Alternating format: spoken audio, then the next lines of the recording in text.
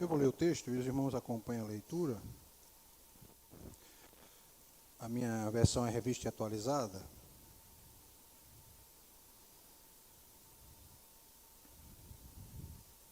É um texto muito conhecido.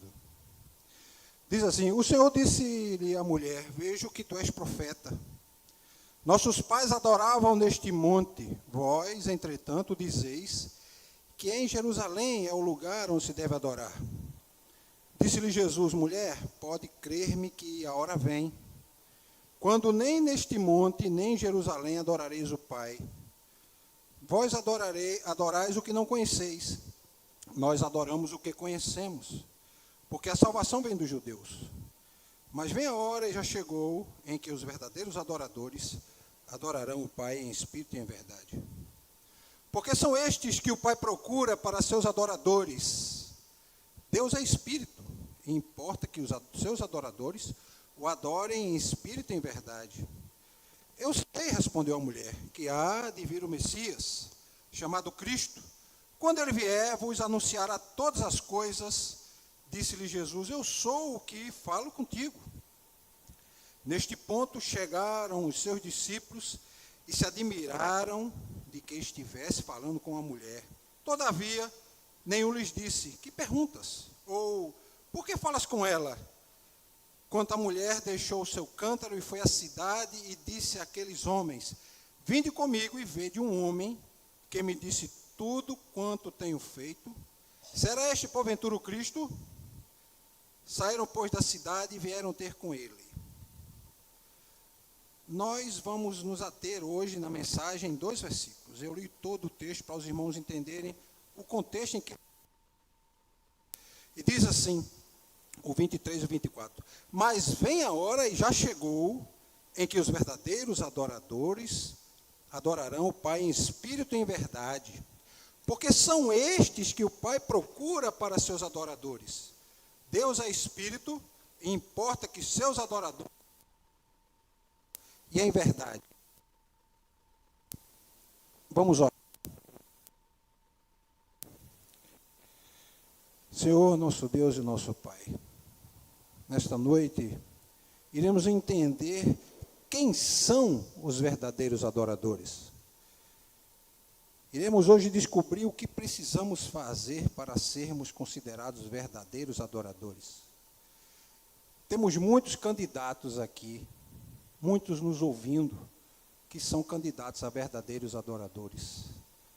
Mas precisamos antes saber como se comporta, quais são as características, o que tem um verdadeiro adorador, segundo aquilo que Jesus falou.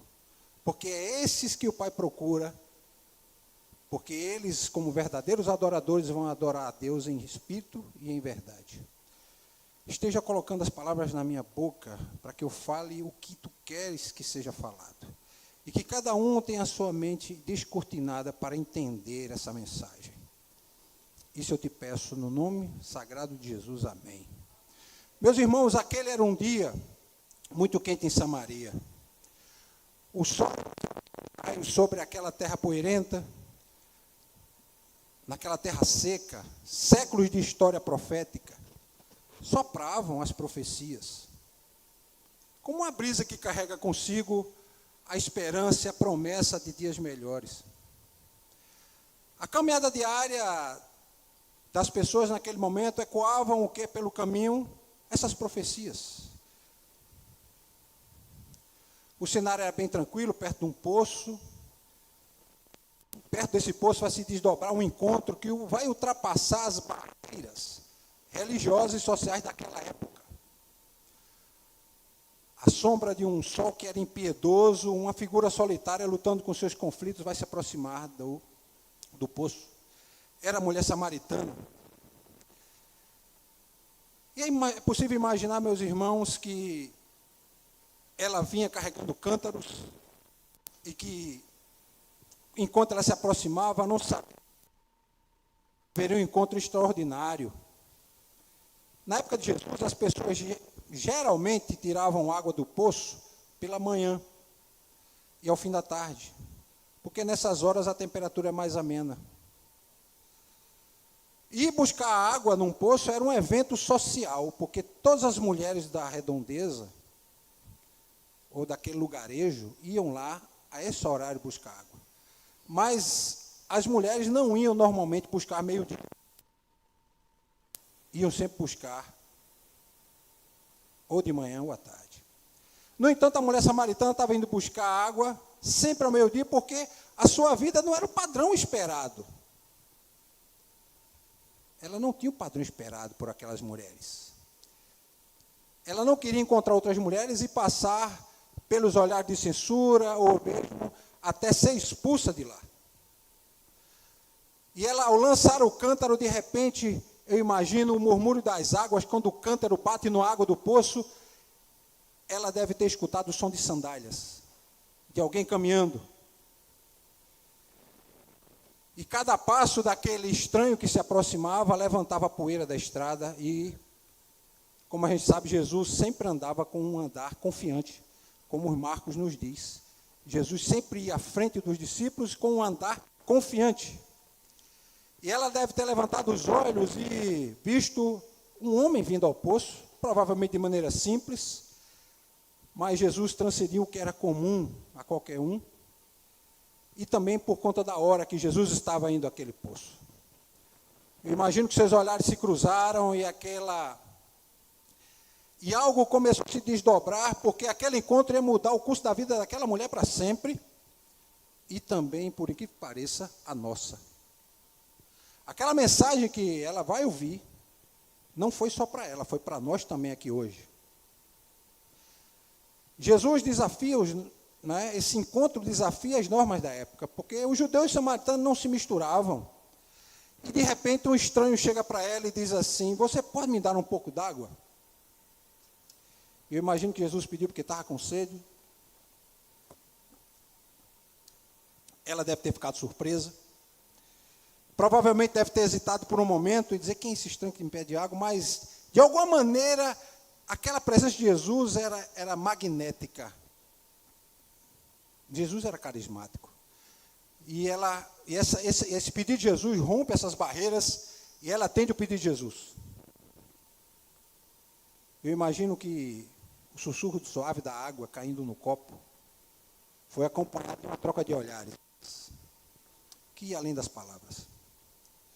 E assim vai começar um diálogo, meus irmãos, que vai desafiar as normas sociais, quebrar paradigmas religiosos, vai abrir as comportas da graça sobre a vida daquela mulher, que era uma mulher sedenta de significado na vida.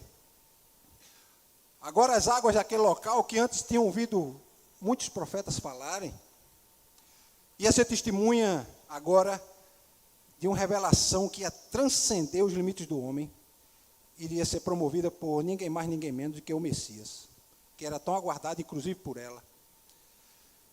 Ela estava prestes a descobrir que o estranho que dá sentido à vida de qualquer um estava diante dela para lhe oferecer água da vida, as palavras de vida eterna, a mensagem de salvação, a verdade sobre o Pai e o seu reino e as boas novas do Evangelho. Ela lhe falou da sua alma, da sua adoração, disse que aquele homem era profeta e que o futuro Messias estava por vir. E ela, nessas palavras, ela expressava um desejo profundo por compreender tudo isso. Então Jesus vai e se revela. Você está falando com o próprio Messias. As palavras de Jesus, meus irmãos, eu imagino que foi como uma chuva numa alma ressequida, daquela mulher simples e humilde, que tinha a vida destroçada, uma vida sem sentido, mas que buscava, envolvendo-se com diferentes homens, mas ela percebe então que estava diante daquele que detém todo o conhecimento e que agora revelaria a ela e a todos nós quem são os adoradores que o Pai procura. E o Pai procura aqueles que o adoram em espírito e em verdade. Essa mulher fez Jesus revela algo sobre a adoração, e é sobre a adoração. No versículo 24 diz assim: Deus é espírito e aquele que o adoram devem adorá-lo em espírito e em verdade. O que é que Jesus está ensinando? Jesus está dizendo que Deus é espírito, ou seja, ele é incorpóreo, e o incorpóreo não está situado em lugar nenhum. Ele não está limitado a nada. Nada limita ele, não há fronteiras para ele. Jesus está dizendo que Deus está em toda parte e que não há nada que possa limitar ou que haja algum lugar específico ou especial onde Deus deve ser adorado. Essa é a primeira coisa que Jesus está ensinando para aquela mulher e para nós. Deus é espírito. Se Deus é espírito, a presença de Deus transcende os limites e permeia todos os lugares. Se acaso alguém possa pensar em restringir a adoração a determinados lugares, como por exemplo, o local da adoração é a igreja. O local da adoração é o culto. A adoração é qualquer outro lugar que você possa estabelecer. Simplesmente você está limitando a própria natureza de Deus.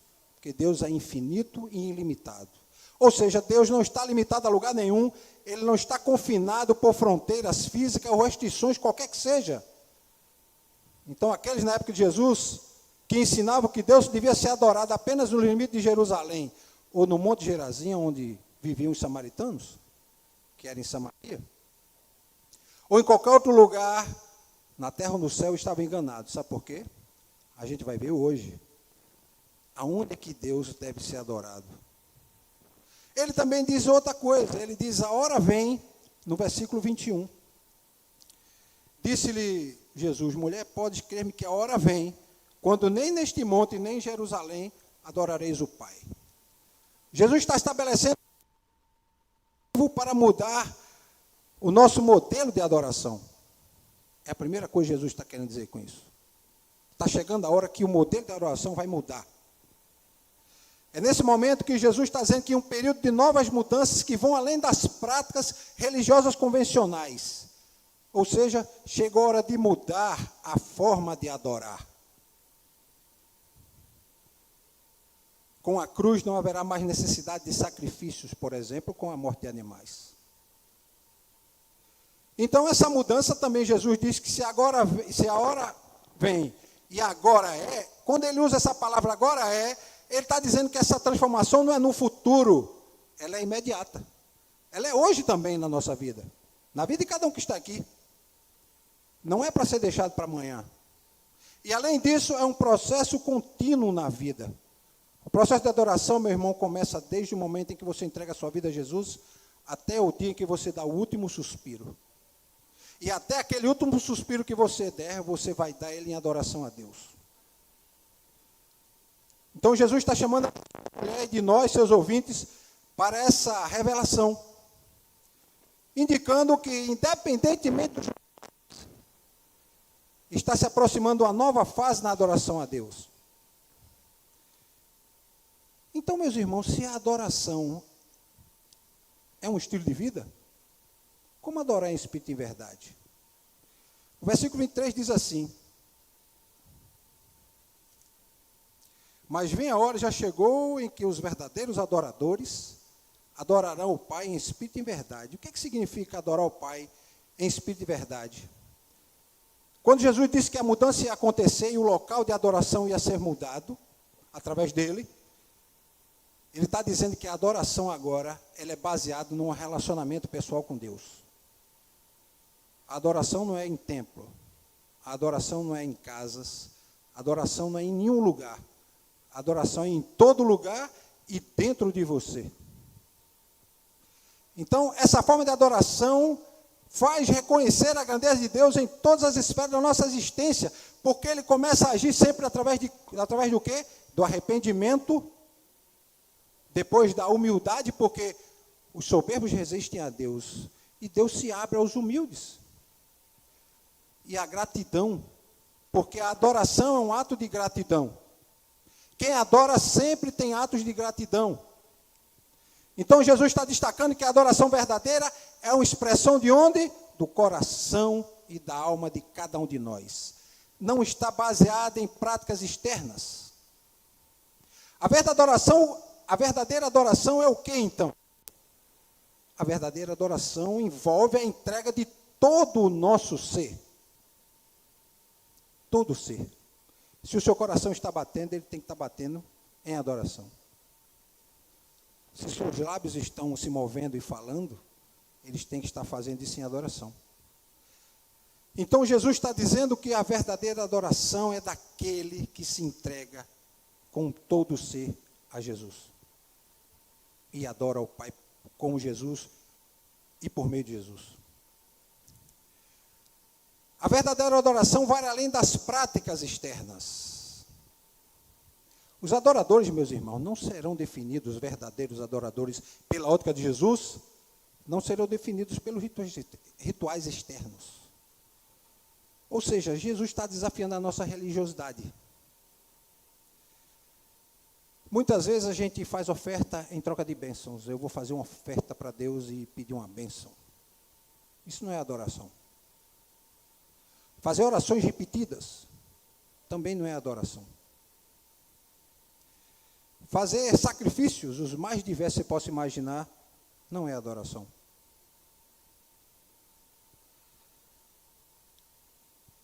A expressão espírito em verdade, ela tem uma dimensão espiritual. Lógico que há duas dimensões na adoração, a espiritual e a nossa, a humana. Então, o nosso relacionamento com o Pai, ele se dá em espírito, porque é com o Pai esse relacionamento é espiritual. E a verdade indica a nossa honestidade, sinceridade, autenticidade, fidelidade, sinceridade diante de Deus. A outra coisa que Jesus diz é que a verdadeira adoração ela é acessível a todos, independentemente da sua origem e de contexto cultural. Jesus está mostrando, meus irmãos, que a adoração genuína do nosso amor para com o Pai é uma demonstração do nosso amor para com o Pai. Então, a conclusão que a gente chega, que Jesus quer dizer é que o verdadeiro adorador vai adorar integralmente ao Pai com a sua vida. Se nós vamos adorar integralmente ao Pai com a nossa vida, como é que nós podemos fazer isso? Jesus disse aqui no texto que existem três dimensões da verdadeira adoração. A primeira, a adoração é em espírito. Segundo, a adoração é em verdade. E em terceiro, ela tem que fazer a vontade do Pai. Ou seja, o verdadeiro adorador, ele adora em espírito, em verdade, e faz a vontade do Pai. Quando o verdadeiro adorador, ele ora em espírito, ele conecta o seu interior com o Pai. Ele começa a abandonar sacrifícios externos, rituais, os mais diversos que você possa imaginar. As pessoas peregrinam para lugares distantes, as pessoas sobem de joelho, às vezes ladeiras, as pessoas carregam peso, as pessoas acendem velas, as pessoas abrem Bíblias nas suas casas. Muitas vezes eu já fui na casa de crentes e a Bíblia está aberta no Salmo 23, no Salmo 91, achando que ele está protegido contra o mal. Isso não é adoração. Isso é um ritual. E esses rituais não fazem parte da adoração. Porque a adoração, o local da adoração é no coração do homem. E para que a gente possa adorar em espírito, quem é que nos auxilia? O Espírito Santo.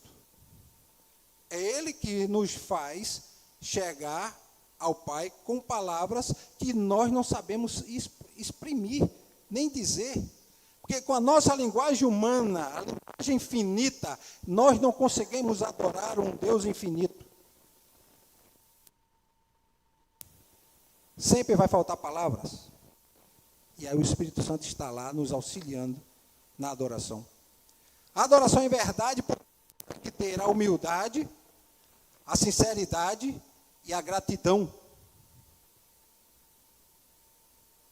Muitas vezes a gente é sincero, mas a gente não é humilde. Muitas vezes a gente pode até ter gratidão, mas a gente não é humilde. Oh, Pai, eu te agradeço. Muito obrigado pela tua graça. Mas às vezes o coração não é humilde. E as suas palavras perdem sentido. Porque Deus resiste ao seu.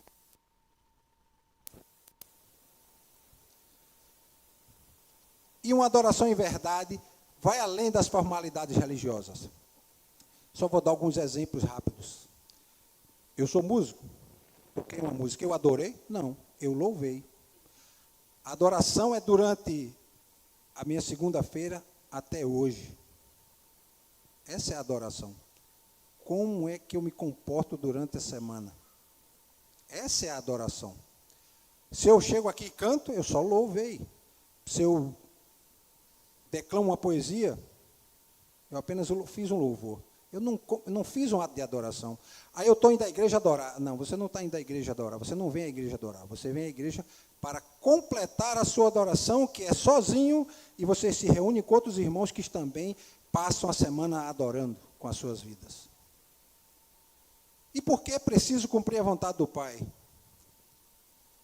Primeiro, porque você tem que estar submetido à sua direção, porque há propósitos e princípios de Deus que tem que estar alinhados. Nós vamos ver mais à frente algumas práticas que não são consideradas adoração e que você vê muitas vezes nós e nossos irmãos fazerem. Então nós temos que aliar nossas decisões, nossos princípios, com o propósito do reino. Com o propósito do reino. E participar ativamente, meus irmãos, desse plano do Pai. Aquele que adora, tem que adorar segundo a vontade de quem? Do Pai. A adoração não parte do meu desejo de dizer assim, eu adoro do meu jeito. Muitas vezes as pessoas fazem isso e falam isso. Mas nós temos que adorar segundo princípios estabelecidos pelo próprio Pai. Porque Deus tem um plano para cada um de nós neste mundo. E nós só saberemos esse plano se nós formos verdadeiros adoradores.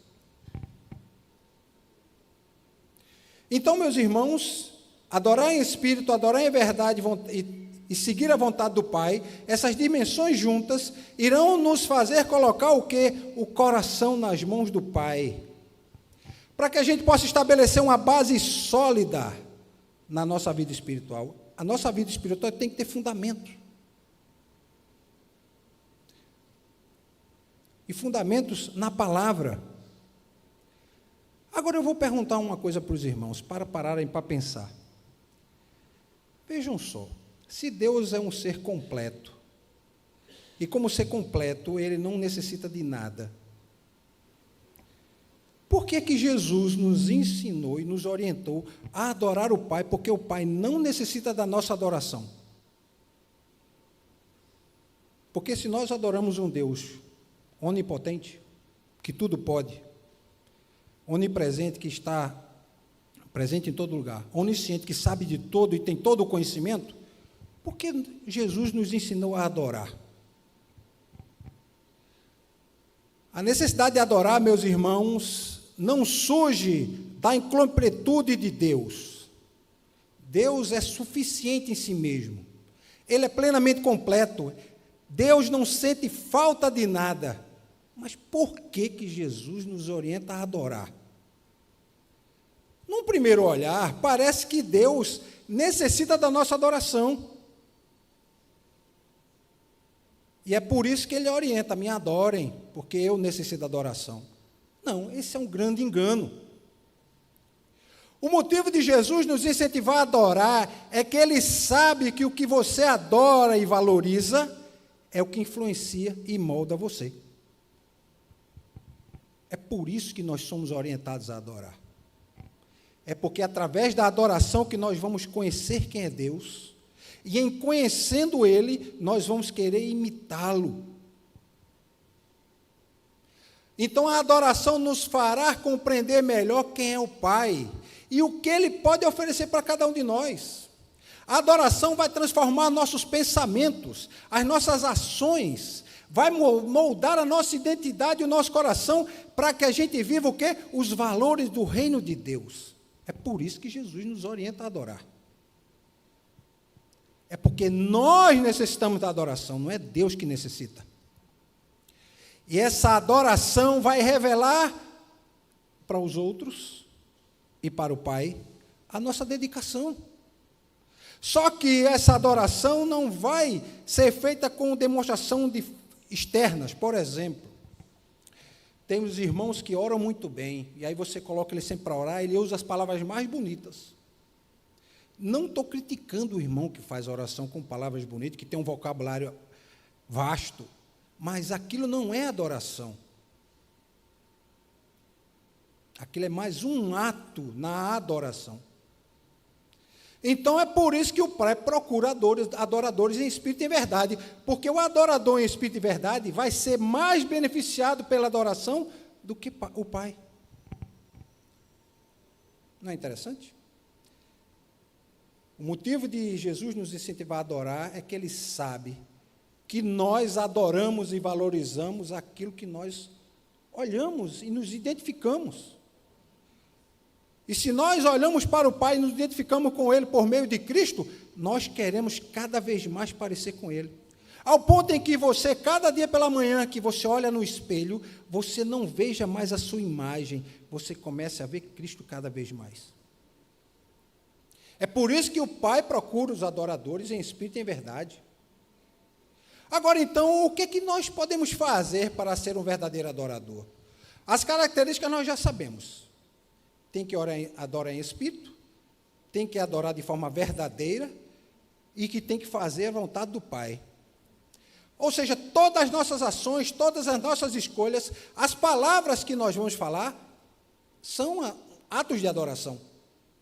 Ou seja, tudo o que fazemos, tudo o que podemos fazer, tudo o que faremos no futuro, tudo o que a gente deixa de fazer ou falar, será para glorificar o Pai.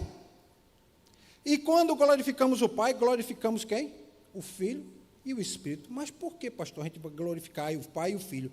Porque Jesus diz, olha, eu e o Pai somos um. E nós só podemos glorificar o Pai por intermédio de Jesus.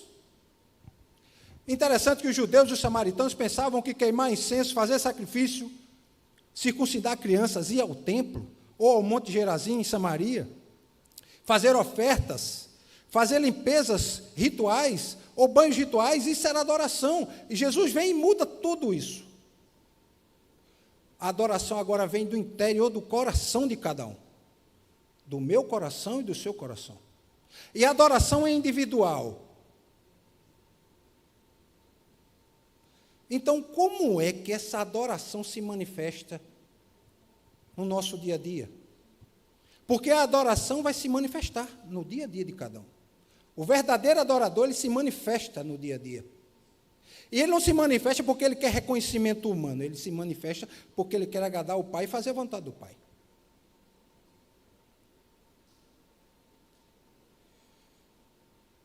Nós temos práticas diárias que vão nos levar à adoração. Só que eu vou começar pelas que eu chamo de práticas negativas, ou o que não são atos de adoração. E vou dar exemplos. O que não é um ato de adoração? Um ato de adoração não é um ato meramente cerimonial. Ou seja, a adoração não são rituais. Não é você cantar, não é você pregar, não é você louvar, não é você recitar a poesia, como eu disse, não é você fazer atividade na igreja. Qualquer coisa que você faz, isso não é como cerimônia num culto, isso não é ato de adoração, é mais um. Mas tem pessoas que acham que veio e cantou, e diz, olha, eu canto tão bem, e fulano não canta tão bem.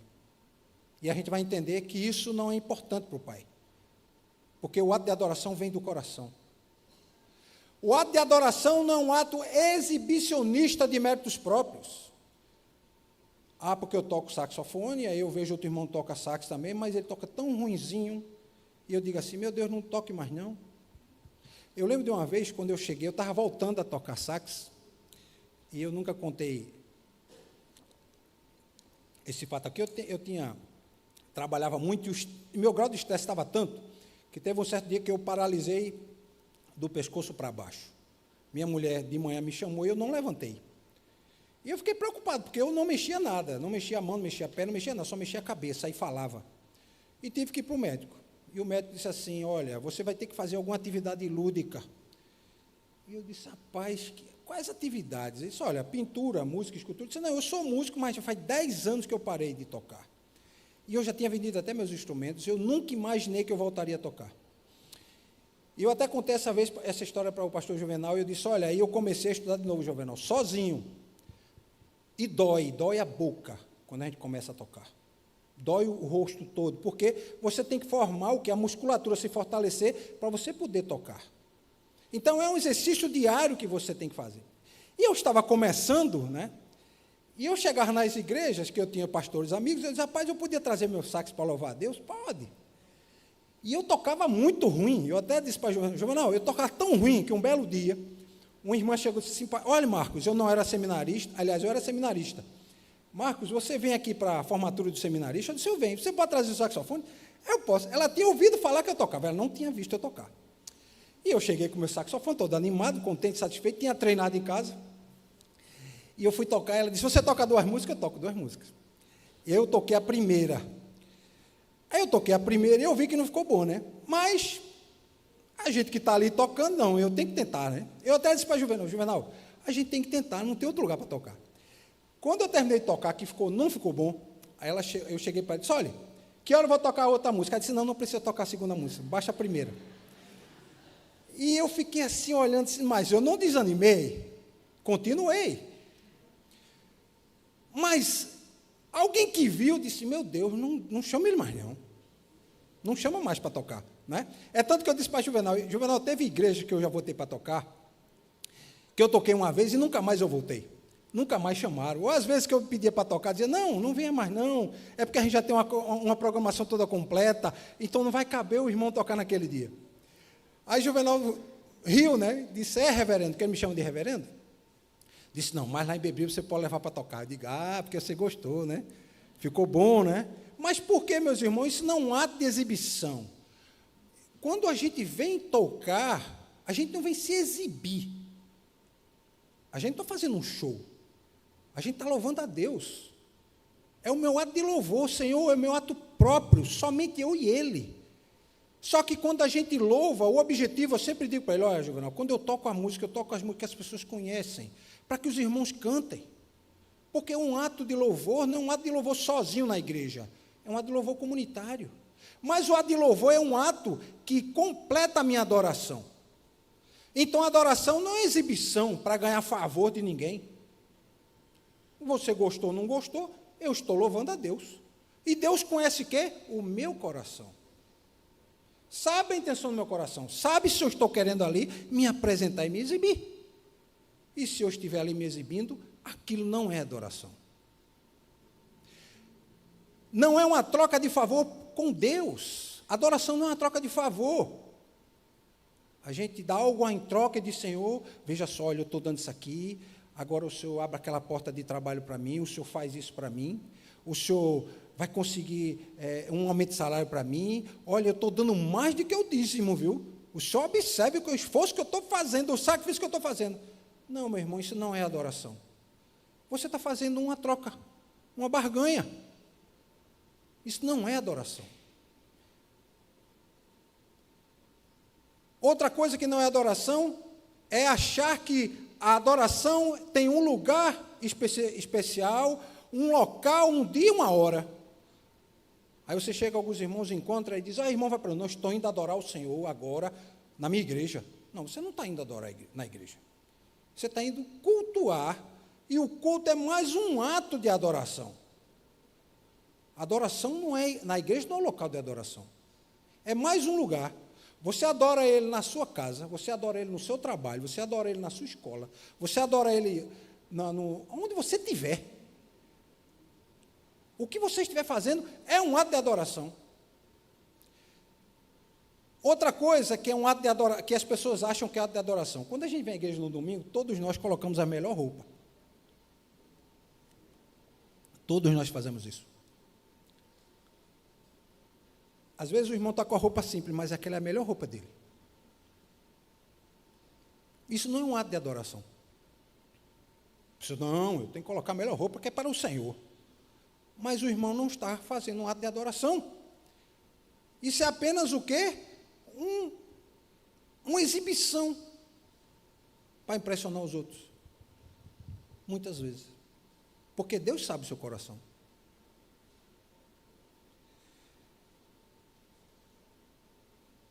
O que também não é um ato de adoração, esse dever religioso, que muitas vezes as pessoas acham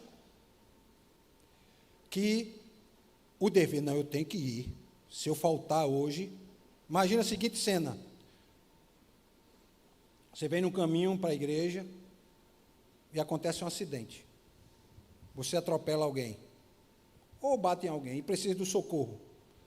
Olha, toma aqui o meu telefone, eu vou embora, eu vou ligar o SAMU vai lhe socorrer. Porque eu tenho que chegar na igreja, porque senão eu não vou adorar o Senhor. Isso não é nada de adoração. Achar que aquilo ali é um dever que você tem que fazer, se você não vier. Não, você vai sentir a alegria de vir, porque durante a semana toda você teve uma adoração, mas e muitas vezes você vai precisar de socorrer um parente, socorrer um amigo, socorrer um vizinho. Aí você vai chegar na sua porta alguém, olha, você pode fazer isso. Ah, não posso não, que eu estou indo para a igreja. Olha, eu não posso não, porque aí inventa logo uma desculpa de que o cara está com problema. Mas por quê? Porque ele quer ir para a igreja. Porque ele não pode faltar, porque é o dever religioso dele. E às vezes eu comento com os meus membros, os membros da minha igreja lá, meus irmãos, muitas vezes, temos irmãos nossos que vêm no domingo à igreja por um desencargo de consciência. Se ele não for para a igreja, ele acha que está faltando alguma coisa. Então ele vai, mas o coração dele não está ali. Muitas vezes ele está no culto e a gente daqui vê tudo, não é? Ele está mexendo no celular, ele sai para conversar, ele vai bater papo. Eu, quando era adolescente, adorava bater papo fora da igreja. Só que com o tempo passa, você vai amadurecendo e vai conhecendo mais a Deus, você vai vendo que você tem que entrar e participar. Você vai ouvir muitas vezes na mensagem, quase toda, e não vai ter uma palavra que vai atingir o seu coração, mas vai um irmão cantar e aquela música vai atingir o seu coração e Deus vai falar com você. A adoração não é apenas reservada para circunstâncias favoráveis. Ah, eu estou feliz e estou contente, eu fui para a igreja. Não, a adoração, ela é durante toda a semana, independente da situação que esteja acontecendo. Eu estou doente, estou com um problema, mas eu estou adorando. Está difícil, está doendo, estou com problemas, mas eu estou adorando. Muitas vezes você diz, Senhor, está tudo acabando, eu não olho saída para lugar nenhum, abre uma porta para que eu possa ver os pastos verdejantes. Aí você acha que se você só vai adorar se você vê esses pastos? E se as portas se abrirem e você só vê pedras, lugares secos? Você tem que continuar adorando. A adoração, meus irmãos, não é uma competição religiosa para ver quem canta melhor, quem prega melhor, quem fala melhor. Não é. A adoração não é uma experiência egocêntrica. Eu estou fazendo isso para buscar o reconhecimento do Pai. Não, também não é. Você tem que adorar por adorar. Não porque eu quero que Deus olhe para mim e veja. A gente às vezes cantam músicas, não é? Que são egocêntricas. Olha para mim. Senhor, vê o que eu estou fazendo, eu estou aqui para te chamar a atenção. Não. Nós temos que adorar apenas por adorar, porque eu quero ser grato a Deus por tudo que Ele fez. Eu costumo dizer para os irmãos, na minha igreja, o seguinte, meus irmãos, se Deus não me der mais nenhuma bênção no resto da minha vida, só em Ele ter mandado Jesus para a cruz, eu não preciso mais nada. Só isso basta. Às vezes a gente quer tanta coisa e o mais importante a gente esquece, que quando Jesus disse, está tudo consumado, ali foi dada a maior bênção para a gente. E às vezes a gente espera, ai meu Deus, eu estou doente, eu estou com problema, eu estou com isso, eu estou com aquilo outro. Olha, desde que Eva resolveu conversar com a serpente, resolveu fazer um acordo e dizer, olha, vamos provar para ver se é bom essa fruta da árvore do bem e do mal, que nós estamos dentro dessa situação e não temos mais o que fazer. Eu sempre digo o seguinte, eu digo, olha, as pessoas dizem assim, mas a gente vive num mundo tão mal, tudo está tudo tão ruim, né? A violência, a gente vive num estado violento. Mas a gente se esquece de um detalhe, que a maior graça a gente já recebeu. Foi Cristo expirar na cruz e dizer, está tudo consumado. Marcos não precisa fazer mais nada. Nenhum de nós precisamos fazer mais nada. Não precisamos fazer esforço mais nenhum.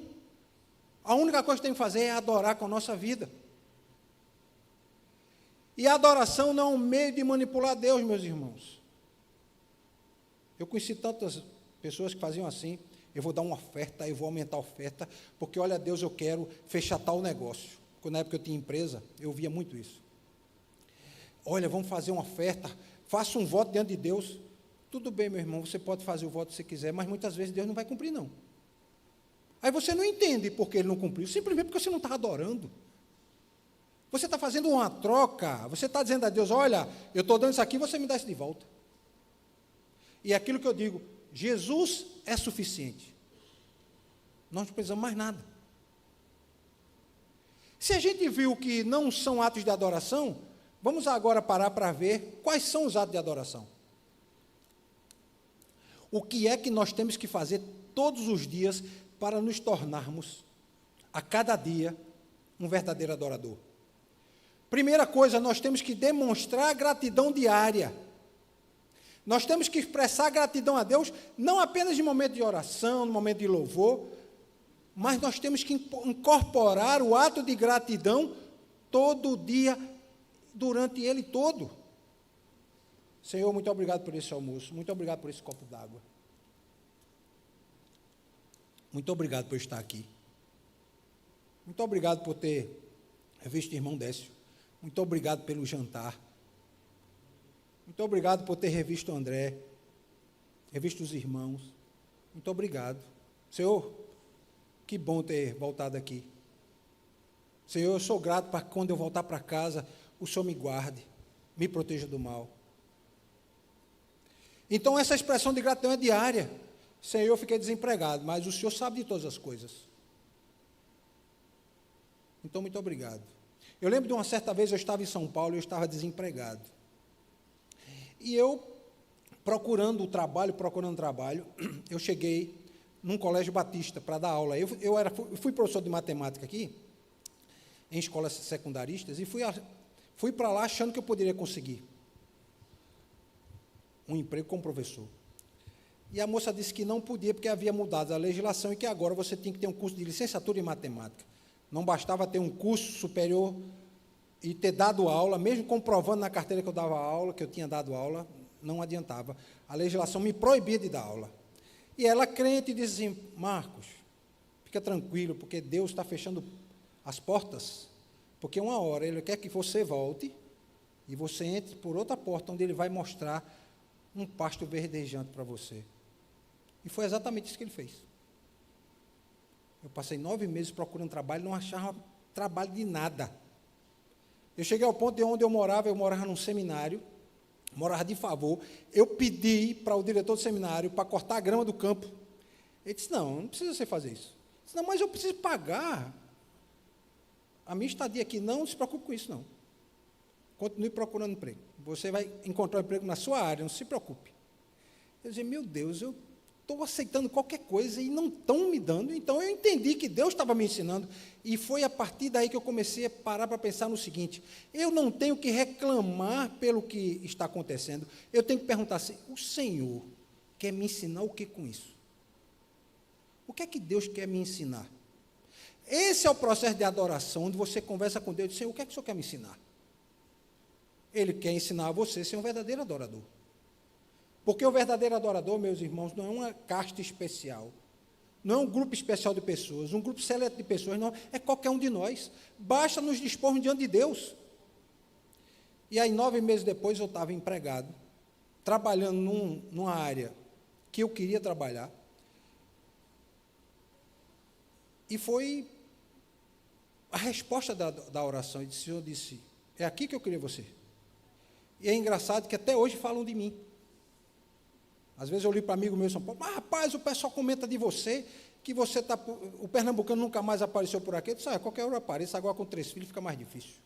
Né? Filhos na faculdade, tem todo tipo de despesa, que a gente tem que estar ali controlando tudo, então fica difícil de aparecer. Mas por que eles lembravam? Por causa das práticas minhas no trabalho. E hoje, com o tempo, a gente vai entendendo por quê. Tem coisas que Deus faz que na hora você não entende, Ele não responde. Eu sempre digo o seguinte, muitas vezes você faz uma oração, Deus responde com 5 minutos, como Ele respondeu uma oração minha com 5 minutos. E eu não orei falando não, eu orei só pensando silenciosamente, e do jeito que eu orei, Ele mandou a pessoa falar exatamente as mesmas palavras. Foi tão surpreendente que eu abri os olhos e olhei para ele, por que você está assustado? Não, eu fiquei surpreso com o que você está me dizendo. Mas eu estava assustado com o que o homem estava falando, porque foi exatamente o que eu disse a Deus, eu quero que o Senhor mande alguém aqui e fale exatamente isso, assim, assim, assim, assim. E a pessoa falou as mesmas palavras. Tem outras orações que eu já orei e Deus não respondeu ainda. Mas é assim, tudo no seu tempo. O verdadeiro adorador, ele busca servir sem esperar recompensa em troca. Ele segue aquela máxima de Jesus, eu vim para servir e não para ser servido. Seja uma pessoa que não age por interesse. Eu vou pregar na igreja do pastor Juvenal porque eu estou visando uma coisa maior. Não, meu irmão. Aí eu vou para aquela igreja, eu vou aparecer lá para cantar, para tocar, porque eu quero aparecer na internet, porque lá o culto é transmitido pela internet, e eu vou ficar conhecido. Não, isso não é o propósito. Aí eu vou lá e vou começar a ajudar na igreja, porque quem sabe não aparece alguma coisa para mim lá. Eu sou um profissional, e eu vou conversar com o pastor, e eu vejo que eles precisam de um profissional nessa área. Não, meu irmão, então vem e já fala. Olha, eu estou aqui com qual objetivo? Eu quero apresentar meus trabalhos. Será que é possível o pastor ou quem seja o líder? E não fazer as coisas por interesse. Buscar ajudar alguém sem esperar algo em troca. A outra coisa que você tem que fazer, as suas escolhas têm que ser corretas e justas. As nossas escolhas éticas e justas, meus irmãos, nossas escolhas morais, se baseiam em decisões todo dia com respeito aos outros, porque nós exercitamos padrões do reino de Deus. O amor, a compaixão, a misericórdia, o perdão, buscar harmonia, ter humildade, ser humilde, ser honesto, buscar a justiça de Deus aonde você está, seja na sua casa, seja no seu trabalho, seja na igreja, seja na sua faculdade, seja onde você estiver. Você tem que agir com ter esse tipo de prática, que são os frutos do Espírito. Outra coisa que você tem que fazer para ser um verdadeiro adorador, tenha momento de reflexão contínua. Muitos irmãos acham que, não, eu antes de dormir, deito, abro o meu celular, leio o versículo, Senhor, muito obrigado pelo dia de hoje, nem diz amém, porque está com tanto sono, não consegue terminar. Isso não é um processo de reflexão contínua. É aquele momento que você acorda e olha assim e diz, Senhor, muito obrigado por mais um dia. Vai começar a minha luta e eu quero que o Senhor me oriente, me dê sabedoria para as decisões que eu vou tomar hoje. Que o Senhor esteja comigo. Senhor, muito obrigado por esse sol de agora de manhã. Senhor, que chuva, viu? Está chovendo muito, mas está gostoso. Está fazendo frio? Está bom. Está fazendo frio, está gostoso. E não reclamar, meu Deus, como chove. Aqui em Recife não pode chover, que já alaga tudo. Aí, meu Deus, eu vou passar com o carro e meu carro vai quebrar. Como é que eu faço? Eu já vou chegar atrasado no trabalho? Você já acorda reclamando. Não. Deus tem algo para você, mesmo com chuva ou sem chuva.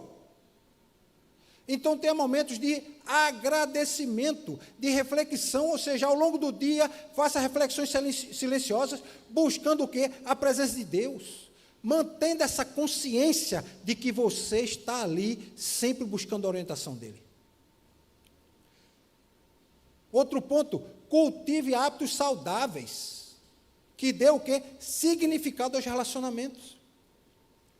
Você tem que ter uma atitude amorosa, paciente, compassiva. E eu imagino para aqueles irmãos que, como eu, são sanguíneos, a gente luta para ter paciência, né? Luta para ter domínio próprio. Mas a gente tem que continuar lutando. E muitas vezes Deus vai e fala para você depois, você não devia ter feito aquilo. Meu Deus, eu não devia ter feito, não devia ter falado aquilo, não devia ter falado aquilo. Muitas vezes a gente fala e magoa. Muitas vezes a gente fala criticando o outro e não vê que a gente está jogando o quê? Dardos inflamados do inimigo no coração do outro. Gerando muitas vezes o ódio, desejo de vingança. Irando o coração do outro. Então, cultive esses hábitos. E isso abrange o quê? Família, amigos, colegas de trabalho, funcionários, subordinados, porque acha que tem alguém que é subordinado a ele, que ele tem que tratar mal. Não. Muitas vezes você tem que falar duro, mas fala com amor. Mas tem condições de fazer isso? Tem. É possível você falar as coisas difíceis de serem escutadas e falar com amor. Outra prática que você tem que ter para ser um verdadeiro adorador, estudar constantemente a palavra. Sabe por quê? Como é que você vai saber a vontade de Deus se você não lê a palavra? Você não pode ficar esperando que as revelações vão vir através de sonho, embora possa acontecer, mas você não pode ficar esperando a palavra de algum irmão. Não, você tem que buscar na palavra, ler a palavra, pensar no que a palavra está lhe ensinando, no que aquilo serve para você no seu dia a dia, como aplicar na vida diária. Então você estuda constantemente a palavra e você faz como Paulo diz, orando em todo o tempo, ou seja, orando continuamente. A gente sabe que o trânsito de Recife não é muito bom. Quem tem carro é uma luta. Eu vinha para cá, quase que eu bato em dois, não porque o errado era eu, porque o outro entrou sem ligar a seta, e se eu não tivesse prestado atenção, eu ia bater, eu freiei o carro. E muitas vezes o pessoal de moto, ele não olha para onde ele vai entrar, ele acha que dá e entra. E eu disse, meu Deus, eu estou indo para o culto, eu vou pregar, eu já vou nervoso.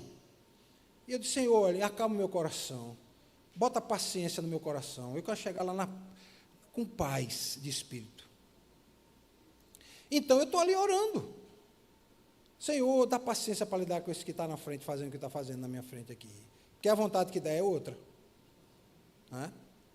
Então a gente tem que estar orando continuamente. Muitas vezes não dá, a gente comete os erros, mas faz parte do processo.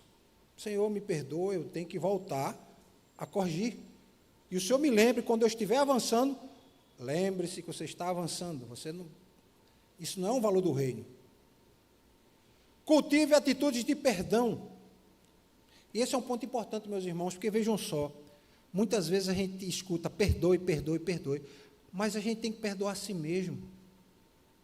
Muitas vezes. Cultive hábitos de perdão, de reconciliação. Muitas vezes você guarda rancor e ressentimento contra si mesmo, por atos que você fez, por coisas que você fez, e aquilo machucaram você, e traz aquela imagem a vida toda na sua vida.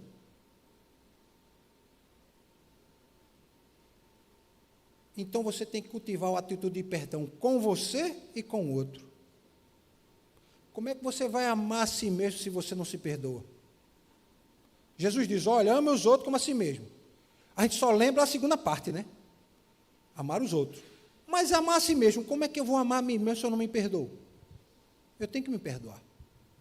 E muitas vezes a gente passa pela vida e aquelas lembranças amargas vêm para atrapalhar, vêm para me entristecer, vem para me desviar do foco, porque o foco é Cristo, e muitas vezes eu estou agora focando o quê? Num problema que passou e que já está no passado, mas que traz o quê? Lembranças amargas. Então, cultiva a atitude de perdão. Outra coisa que você tem que aprender é oferecer um auxílio àqueles que precisam. Participe ativamente de iniciativa, meus irmãos, que ajudem o necessitado. Auxilie quem pede ajuda. Haja com justiça sendo justo. Ampare o mais carente, o que tem menos condições que você, que muitas vezes está sentado do seu lado agora. Quando eu estava em São Paulo, que eu estava desempregado, eu passei a seguinte situação, o dinheiro era tão pouco que eu só tinha condições de comprar um almoço.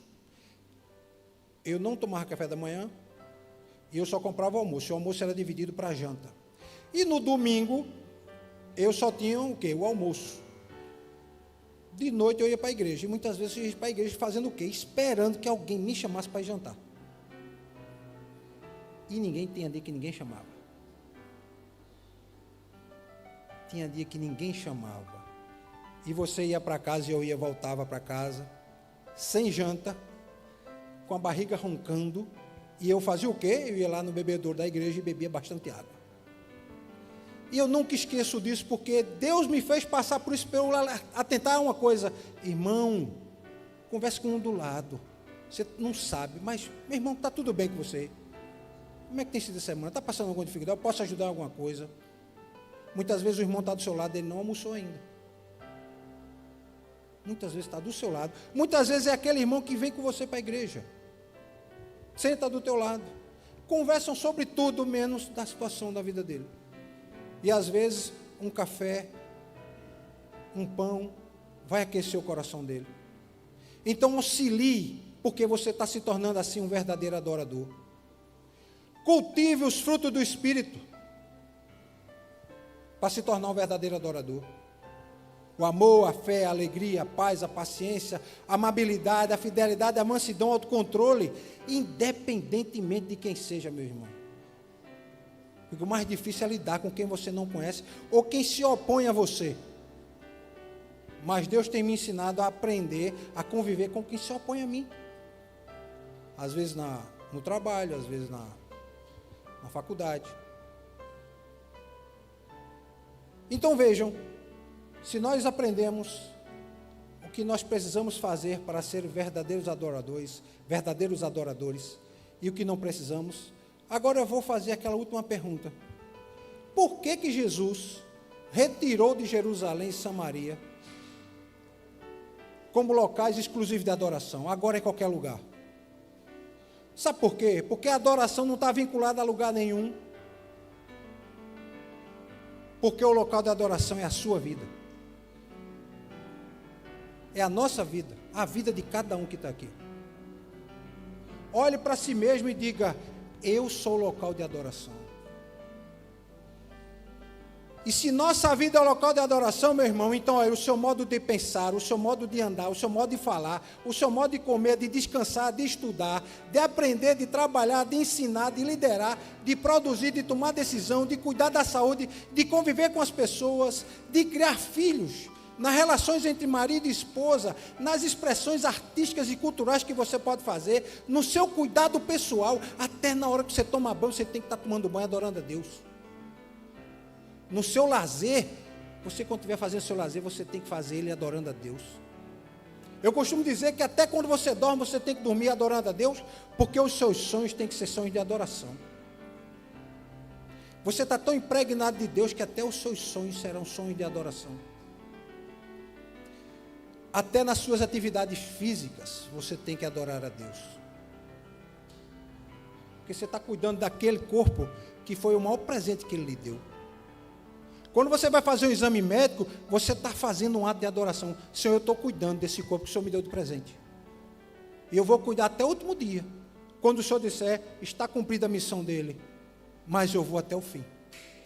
E não, você não vai fazer como muitas vezes as pessoas fazem. Se embriagam, se drogam, se prostituem, fazem todo tipo de atrocidade com o próprio corpo.